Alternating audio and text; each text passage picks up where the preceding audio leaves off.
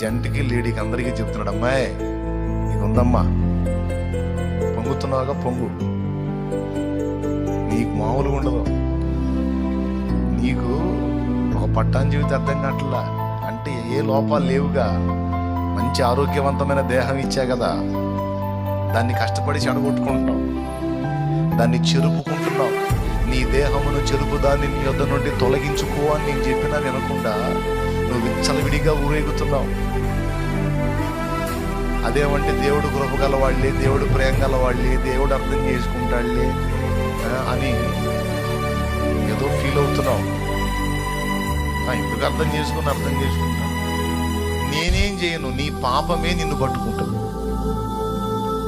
నేనేం చేస్తా, నీకు నాకేమన్నా శత్రుత్వం ఉందా ఏంది? ఏం లేదు, నీ పాపమే నిన్ను పట్టుకుంటుంది, నీ పాపమే నిన్ను నాశనం చేసింది, నేను కాదు.